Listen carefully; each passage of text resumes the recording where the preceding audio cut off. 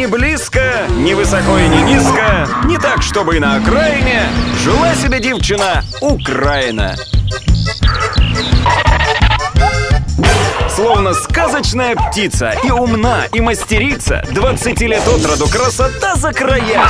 Одна беда — дочка местного царя.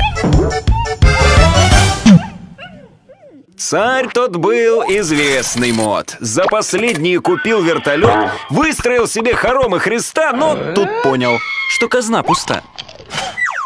Присел наш царь на золотой унитаз, тыковку почесал, прищурил левый глаз и решил он Украину на богатой Европе женить.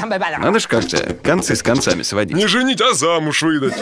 Пришла Европа и давай права качать. Мы, конечно, готовы дочь твою взять, но вот токма исполни наши желания, а лет через 12 устроим венчание. Царь и соловьем пел, и на одной ноге скакал, все причуды Европы исполнял. Дошло дело до того, чтобы ей угодить, стал от соседа забор городить. Время шло, а свадьба и не пахла.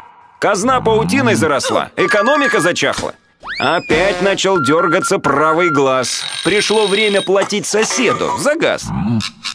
Сосед хоть был парень непростой, но косая сажень в плечах, да и карман не пустой. К тому же он с дочкой дружил много лет, не раз защищал от ненасти и бед. И решил тут наш царь схитрить. Украину сразу на 2 женихах женить. Слушай, дочка, мой царский указ. Слева демократия, справа газ. Придется тебе жить с 2 мужиками. Один из Брюсселя, другой с кулаками. Услышала дочка о планах отца и бросилась в ноги просить подлеца. Не принято, батюшка, в нашем народе сразу с 2 в семье хороводить. Зачем мне Европа, светский повеса? По-нашему не говорит ни бельмеса. Ни в Вене, ни в Дрездене нету родни. Приедем в Европу и будем одни?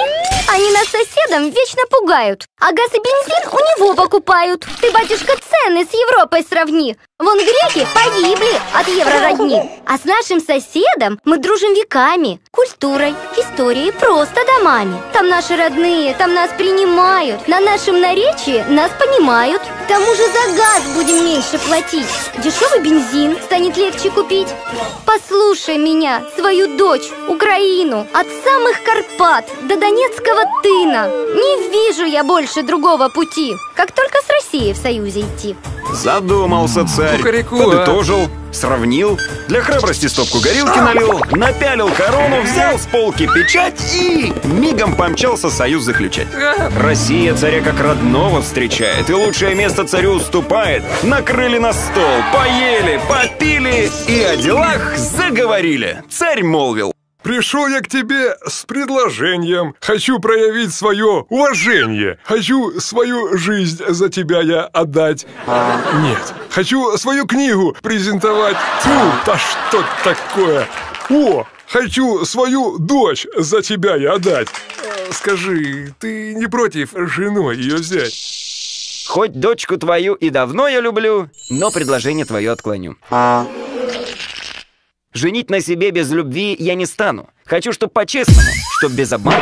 Сказал богатырь, и тут из-под арки вошла Украина в цветной вышиванке. Мой милый, любимый и близкий сосед, тебя я люблю вот уже много лет.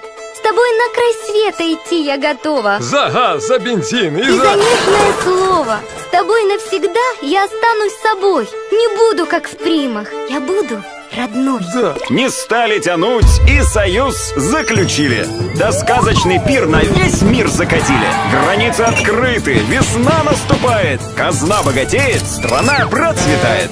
И даже ребенок уже понимает, что крепче союза, увы, не бывает.